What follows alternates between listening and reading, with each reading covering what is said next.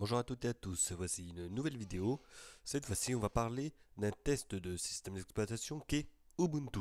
Oui, mais attention, pas n'importe lequel. Tout simplement la toute première version d'Ubuntu qui est sortie en 2004, très exactement, en version 32 bits pour cette version, sachant qu'il y avait aussi une version 64 bits déjà sortie à l'époque. Alors pourquoi la 4.10? Tout simplement parce que les autres versions étaient des versions de test pour eux-mêmes. Et c'est qu'en 2004 que la première version grand public d'Ubuntu est sortie en version 4.10. Voilà. Donc c'est pour ça, à l'époque, on avait quand même des ordinateurs pas très costauds. Ça fonctionnait sous XP très souvent, ou Windows 98 pour les plus vieux. Voilà. Donc on va dire qu'on avait en général entre 128 pour les plus vieux, 128 mégas de RAM et 512 pour les plus récents. C'est ce qui se faisait de plus en l'occurrence. On avait aussi quoi d'autre à l'époque? Ben, pas grand chose, on avait surtout Windows. Et puis voilà quoi, il y avait Mac aussi, mais pas super connu. Et on a le nouveau qui arrive, Ubuntu, qui arrive petit à petit. Et maintenant on le connaît tel qu'il est là, avec plusieurs versions, et Xubuntu, Lubuntu, etc. Mais là, c'est vraiment la toute première version, celle de 2004 sortie. Et justement, ce qui va être bien, c'est de tester ce système d'exploitation tel qu'on a l'habitude de faire les tests en enlevant la lecture MP3. Et oui, parce qu'à l'époque, c'était un petit peu compliqué pour ça. Donc voilà, test au niveau du graphique et tout, on va tout voir à peu près, voir comment ça se faisait à l'époque. Voilà. Hop. Donc voilà à peu près la machine. Donc comme je disais, 512 mégas de RAM, la carte vidéo qui fait 64 mégaoctets quand même, c'est comme pas rien, qui accepte la 3D. C'est vraiment une bonne machine pour l'époque, sachant que on tournait souvent à moins de 64 mégas pour la mémoire graphique. Et voilà, 64 mégas, sachant qu'à l'époque, il y avait aussi des ordinateurs qui fonctionnaient avec 64 mégas de RAM et pas de vidéo. Donc voilà. Bon, voilà un petit peu les aspects techniques. Après, pour tout le reste, bon, bah, il y a l'audio, ça marche pas très bien parce que bah, voilà, c'est très vieux et que la machine virtuelle est un peu récente, on va dire. Le réseau, on s'en fout un petit peu. Et puis bah, pour tout le reste, voilà, il n'y a rien de bien spécifique là-dedans. Il y a un lecteur DVD, bon, bref. Voilà. Donc on va aller sur Ubuntu, 4 tiers bien évidemment. Les ordinateurs à écran 16 neuvième, ça se faisait pas vraiment non plus à l'époque, donc voilà. Mais je crois qu'ils le proposent dans les configurations. L'installation se fait au niveau graphique. Donc entre guillemets graphique, il y a une partie graphique et console. Boum, allez hop, une vache. Donc on verra ça après, des effets, hein. Donc génial, ça c'était un petit peu trop lolo là, vite fait, du système, je savais même pas qu'il y avait ça. Donc voilà, donc l'installation se fait entre guillemets entre le graphique et la console. Voilà, mais toujours sous aspect fenêtré, mais à l'ancienne quoi. Voilà. Et sinon, c'est monté à partir de Debian, ce qu'on repère rapidement dès le démarrage de l'installateur.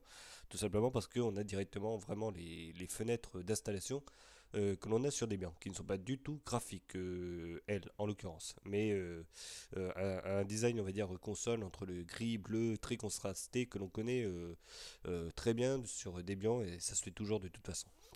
Voilà. Donc, on va dire que c'est entre le facile et un petit peu plus compliqué pour l'installation à l'époque, sachant que Windows XP présente quand même un installateur graphique très évolué quand même pour l'époque par rapport à Windows 98 qui était un petit peu différent même si c'était déjà très facile à installer.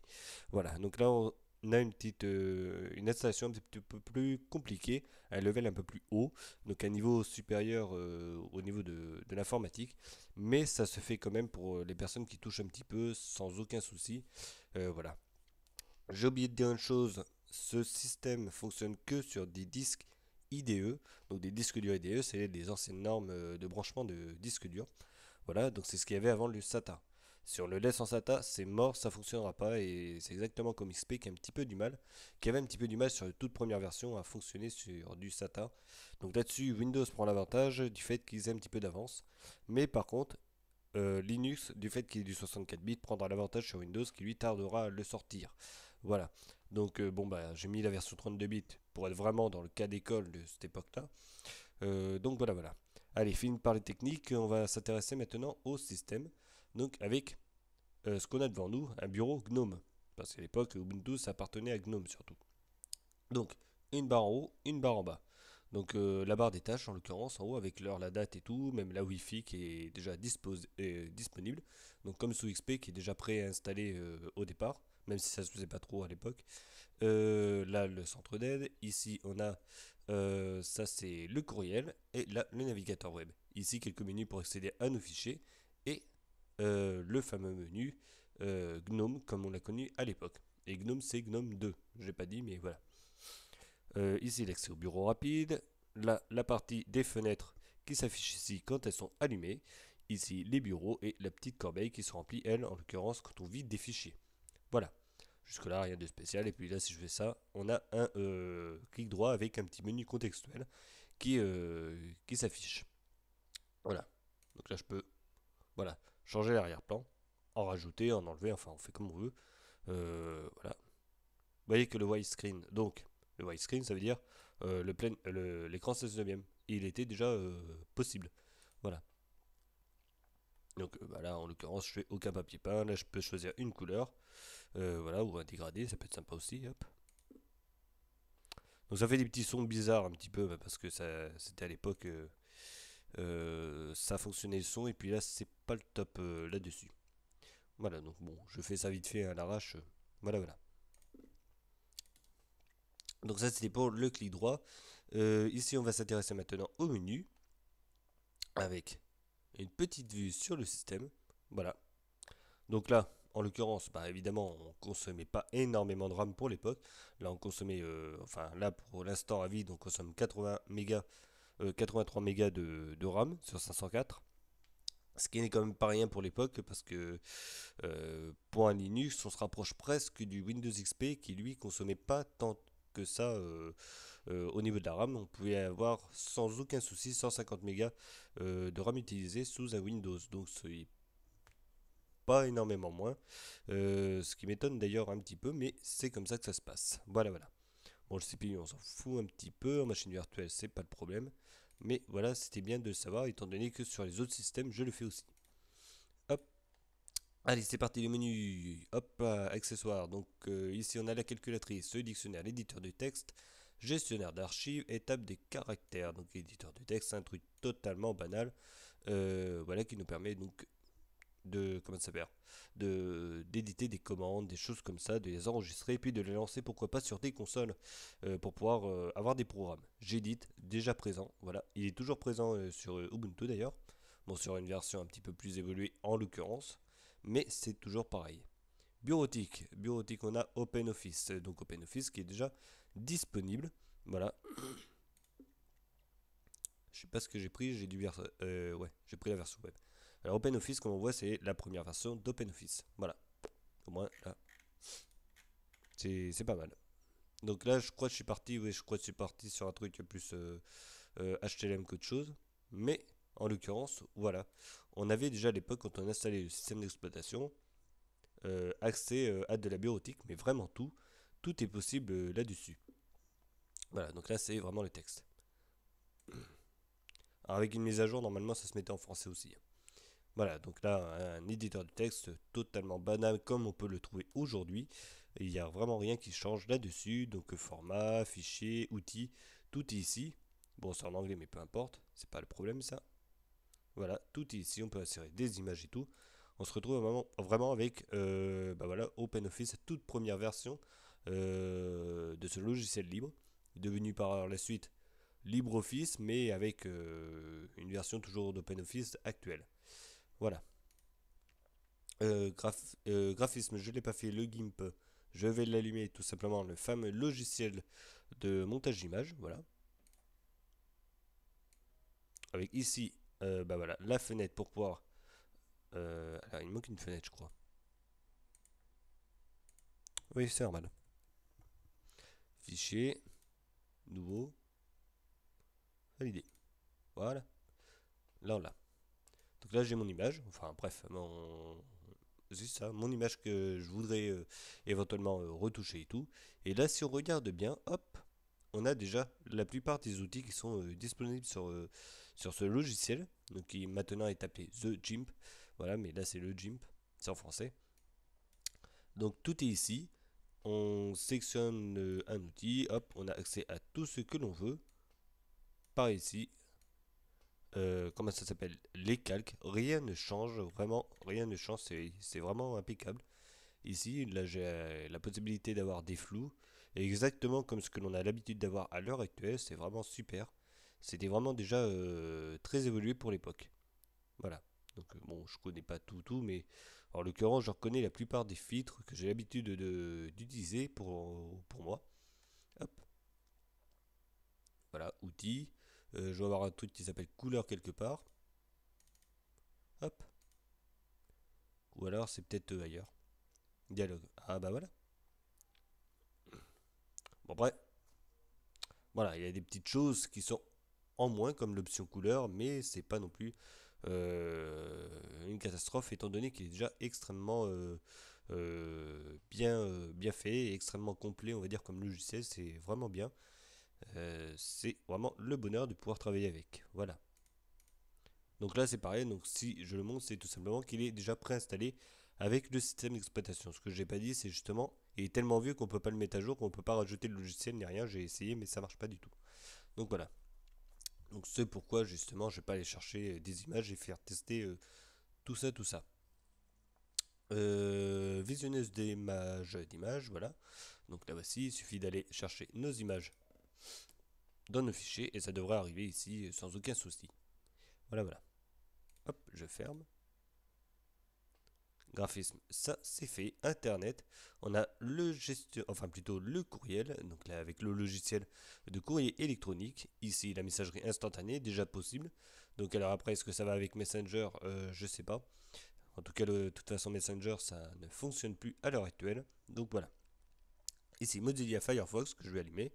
Le terminal, bon, bah ça c'est plus pour communiquer en réseau. Et là, hop, les chats. Et oui, il y a déjà des smileys. Hop, les jeux, bon bah quelques jeux. Voilà, il y a des jeux d'arcade et tout. Ça peut être sympa et tout. Donc voilà. Bon, on va pas s'éterniser sur les jeux vidéo. Multimédia, contrôle de volume, enregistreur de son, ça c'est pour gérer tout le son. La extracteur de CD audio, donc tout simplement on met le CD et on récupère la musique sans aucun souci.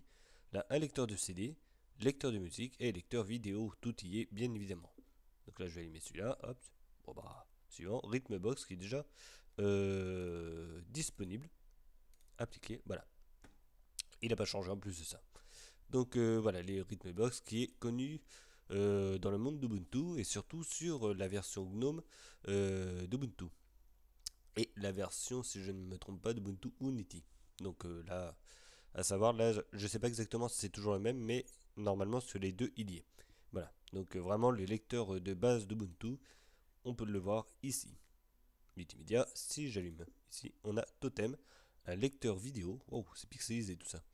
Donc voilà, rien de bien spécifique. On met une vidéo à l'intérieur ou un DVD, normalement ça devrait fonctionner. Quoique les DVD, c'est pas dit, hein. Donc, hop, outils système.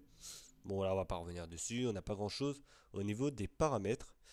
Voilà, on a un outil réseau, le terminal, qui ne diffère pas du tout. Voilà, si j'allume, si je fais sudo-s, bon, on se retrouve avec exactement le même terminal que ce qu'on a l'habitude d'avoir. Voilà. Et le gestionnaire de fichiers, c'est Aptitude comme à l'heure actuelle. Voilà, rien n'a changé. Depuis le début, c'est les bases d'Ubuntu, pas le terminal, mais en l'occurrence Aptitude, le gestionnaire de justement de logiciels et tout ce qui s'ensuit. Et le gestionnaire de paquets, c'est des paquets en point Debian, DEB, qui est toujours d'actualité d'ailleurs. Voilà, voilà. À propos d'Ubuntu, justement, on va aller voir ça. Ah oui, c'est vrai. Il va chercher sur Internet, mais il n'y a pas grand-chose. Donc voilà, justement, Internet, on a Mozilla. Donc ce qu'on on va faire, on va tout simplement aller sur Google. Voilà, déjà de toute façon par défaut. Et franchement, bah voilà, Mozilla, ça n'a pas du tout changé. Là, si je vais ici et que je vais sur extension, hop, j'en veux plus. Alors, est-ce qu'il va me le prendre? Je pense pas. On va le savoir. On va le savoir, ça va vite le dire. Mais en l'occurrence, c'est vraiment une version très vieille de Mozilla, si ce n'est pas pour. Je pense que c'est dans les tout premiers. Tout premier, le Firefox sorti. Alors, en permanence, oui, ok. D'accord, hop, voilà. Alors, help, about, voilà, about. C'est vraiment la première version, voilà. C'est vraiment la première version de Firefox sortie à l'époque. Donc, il n'y a pas de renard, il n'y a rien, il y a une terre. Voilà. Donc, le renard viendra bien plus tard, bien évidemment. Enfin, bien plus tard, pas tant que ça. Je crois que c'est à partir de la version 3 que c'est arrivé. Voilà. Donc, après, si on regarde dessus, hop, on voit que c'est une version Linux, bon, peu importe, mais ça y est déjà. Voilà, donc là, là on peut pas ajouter grand chose, tout simplement parce que rien n'est disponible à l'heure actuelle pour cette version. Voilà, bah, on va aller sur YouTube, tiens, allez hop, on va aller voir si ça fonctionne, mais je présume que non. Mais ça se tombe toujours. Donc là, bien évidemment, étant donné que c'est une version ancienne, tous les paramètres, en l'occurrence, qui servent pour tout ça, bah voilà, ça a bien changé depuis. Ah mince, c'est bête si c'est pas supporté. Lequel qu'on peut faire fonctionner. Mais Dailymotion, au pire. Voir si ça fonctionne. Hop, voilà.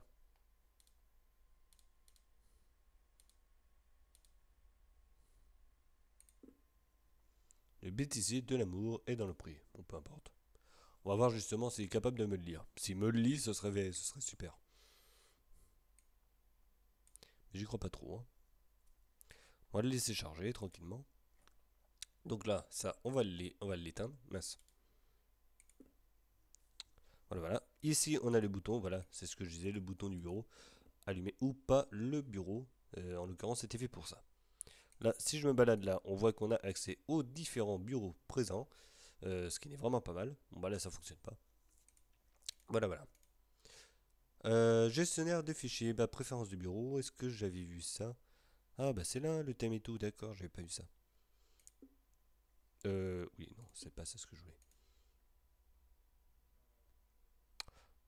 Voilà, donc les fenêtres, hop. Ok, bon, bah il y a quelques petites options qui sont disponibles. C'est vraiment les premières qui sont disponibles, c'est pas mal, ça non plus. Là, on va aller voir le gestionnaire de thème. Donc, justement, c'est là-dessus que je voulais en venir juste après. Le thème en l'occurrence, qui lui est vraiment le thème de base d'Ubuntu, cette version orange, Human, donc qui a évolué avec le temps mais qui existe toujours. Voilà. Donc là, on a vraiment les boutons sur la droite, exactement comme ce que l'on a actuellement avec Windows. Donc si je fais détail du thème, voilà, je peux tout simplement changer le style, voilà, par morceau, voilà. Et je peux même, en l'occurrence, changer les icônes, voilà. Donc, ah ouais, ça n'a pas l'air d'être mal, voilà, fermé. Donc là, on va aller voir ce que ça fait dans le gestionnaire de fichiers, hop.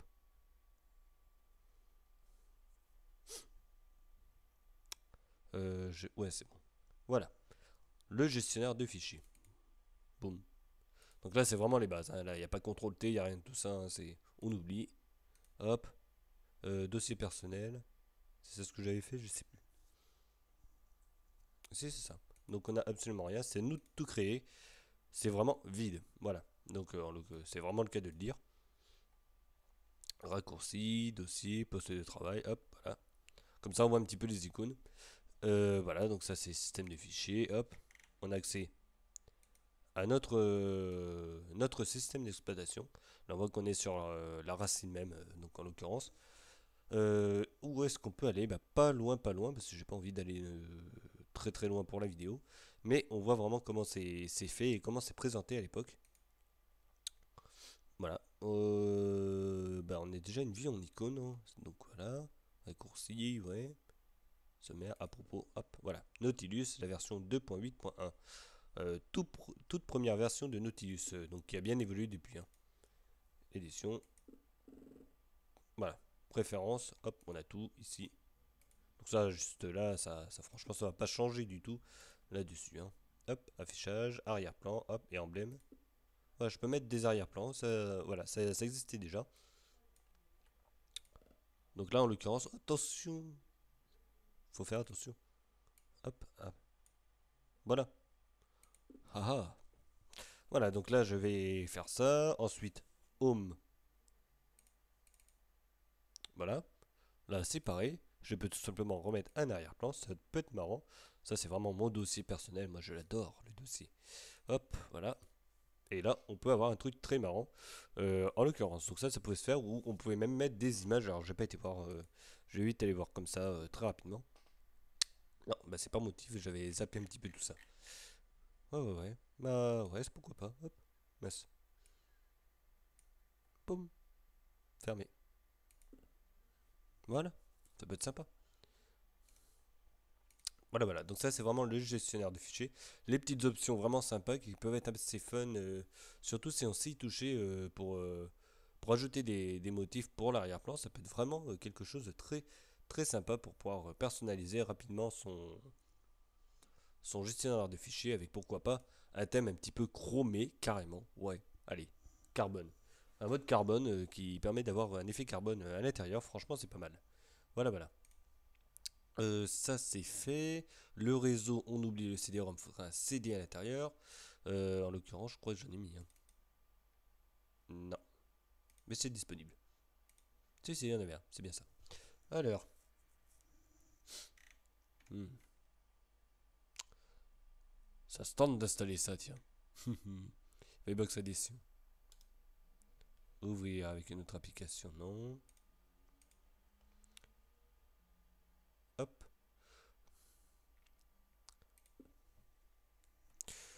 Comme d'habitude, le fameux passeport. Mot de passe. Passeport. On va partir en Afrique ou quoi là. Voilà.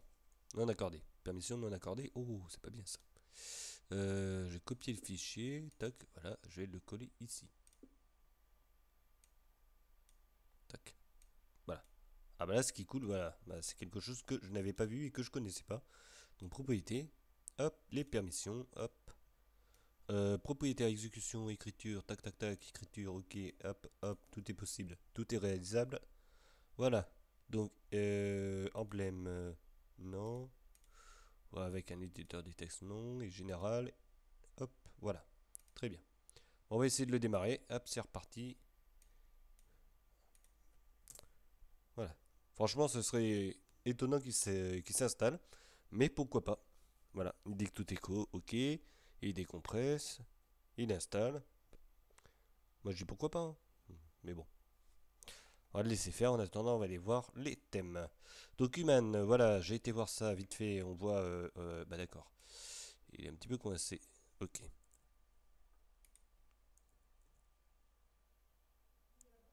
Bon, hop. Vous voyez qu'il y a différents thèmes de disponibles. Ah, celui-là est vraiment bien. J'aime bien celui-là.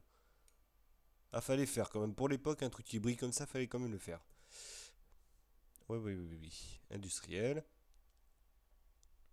Hop, mist. Donc, on voit juste vite fait. Ah, bien. Ah, ça pareil, il fallait vraiment le faire pour l'époque. Avoir un tel graphisme pour l'époque, c'est impressionnant même. Il faut savoir qu'à l'époque, avec, bah voilà, il y avait que vraiment XP qui était vachement évolué pour l'époque au niveau du design. Et puis là, franchement, ça m'épate sur certains trucs quand même. Hein. Voilà, comme ce genre de design, franchement, fallait le sortir. Mais bien, hein, très beau, je trouve. Voilà. Par rapport à l'époque. Hein. Aujourd'hui, ce serait vraiment moche, mais pour ce qui se faisait vraiment à ce moment-là, c'est vraiment quelque chose de bien, quoi. Voilà. Il a apparemment tout fait. C'est cool. Donc, on va essayer de le redémarrer. Parce que là, on a tout vu un petit peu, mais voir si vraiment il est capable de me le mettre en plein écran serait bien de savoir. Parce que de toute façon, après, on a vraiment tout vu. Tout vu, tout vu. Donc, sur le système. Donc, voilà, voilà. Qu'est-ce qu'on a à dire sur ce système, à part qu'on va savoir bientôt si bah, il sera capable de se mettre en plein écran. Ben, franchement, c'est quelque chose qui, voilà, pour une première version d'Ubuntu, qui est quand même très complète pour l'époque. Il faut savoir qu'on est en 2004. Linux, c'est pas du tout connu. C'est vraiment le monde de l'open world, si on veut, au niveau de la programmation et tout. C'est l'ouverture vraiment des codes sources, des systèmes d'exploitation et tout. Et c'est à la portée tout simplement de purs programmeurs amateurs, ceux qui aiment ça, ceux qui ont envie de mettre les mains à la pâte. Et voilà ce qui nous en sortit quand même un système d'exploitation cool quoi. Voilà. Mais qu'est-ce que je fais moi?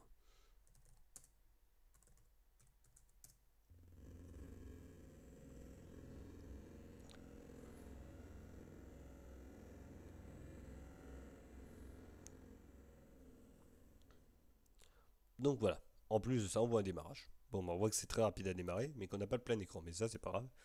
Oh là là là là. Qu'est-ce qu'on s'en fout un petit peu. Hop. Donc voilà. À l'heure là, maintenant, qu'est-ce qu'on a à dire? Mais pas grand-chose. Arrière-plan, on a vu. Application préférée, on a vu. Fenêtre, tout est vu, je crois. Oh ouais, à part l'économiseur d'écran qu'on n'a pas été voir.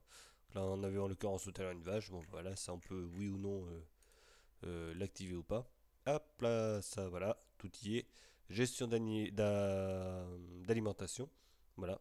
Bon, bah, franchement, après ça, je crois qu'on a tout vu. Il est complet. C'est ce que je disais. Il y a tout. Il y a vraiment.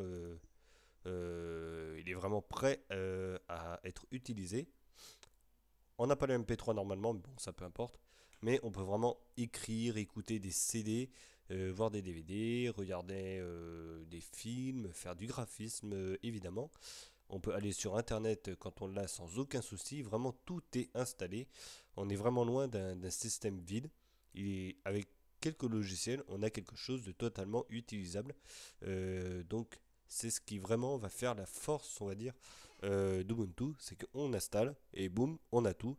Et tout ça en claquant, entre guillemets, des doigts, quoi. Pour l'époque, c'était vraiment super bien, quoi. Parce que les installateurs graphiques et tout, à part Windows, Mac, j'en suis pas sûr, j'ai pas été jusque-là et je suis pas assez.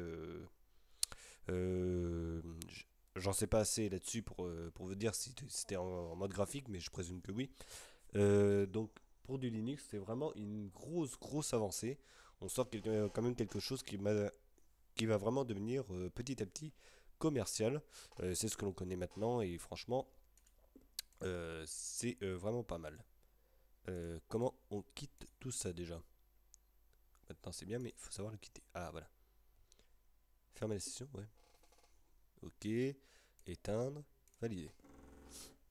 Et voilà. Bon. Après rien de spécial. Évidemment, on oublie les petits effets graphiques que l'on a actuellement au démarrage et à l'arrêt du système d'exploitation. Mais voilà. Au moins, on a vraiment tout et c'est vraiment pas mal. C'était vraiment une première d'Ubuntu, sortie en 2004. Voilà, c'est vraiment quelque chose de alors révolutionnaire entre guillemets dans le monde du logiciel libre et surtout du système d'exploitation libre et gratuit. Franchement, ça en jette, ça envoie et c'est efficace. Voilà, on a tout, on installe, on a tout, on n'a même pas besoin d'internet pour aller faire ce document. On met ça dessus, hop. Ah bah, alors après l'impression et tout avec USB. Là, j'en saurais pas trop là-dessus, je vais pas m'avancer. Alors, je sais pas si c'était aussi intuitif que ça à l'époque. N'empêche que j'avais testé du Mandrake Linux à une certaine époque, ça date, hein. Mettre une souris en USB, c'était vraiment la galère, même en PS2. Ouf, fallait faire des codes et puis enfin on pouvait avoir la souris. Bon, depuis ça a été vraiment réglé et puis ça fonctionne nativement. Voilà. Bon, allez, c'est fini pour la vidéo. De toute façon, j'en ferai peut-être une autre plus tard parce que je pense que c'est peut-être pas mal si je peux réussir à trouver des petites pépites comme ça, comme ce tout premier Ubuntu sorti, les tester, le revoir parce que bah voilà, maintenant qu'est-ce qu'on va faire avec? On peut plus rien faire. Bah, je l'ai allumé, c'est cool, je l'ai installé, maintenant je vais le désinstaller parce que ça me servira à rien. On peut pas aller sur internet mettre à jour ces logiciels, c'est pas possible, donc voilà. Mais ça permet comme ça de voir, je pense que bah, vous pourrez laisser ça en commentaire, vous pourrez voir aussi vraiment ce qui se faisait à l'époque dans le monde du logiciel libre et franchement c'est pas mal aussi. Enfin moi ça m'intéresse toute cette histoire-là de l'informatique, Amstrad, tout le bazar qui est sorti des années 80 jusqu'à maintenant. Il y a eu des choses, il y a eu de l'évolution et c'est comme ça qu'on en est arrivé là. Voilà. Bon, allez, en attendant, portez-vous bien et à bientôt pour une prochaine vidéo. On va demander de faire une vidéo sur Linux Mint. J'en téléchargerai un, puis on va voir. Ça va être beaucoup plus récent, quoi. Voilà. Allez, à bientôt.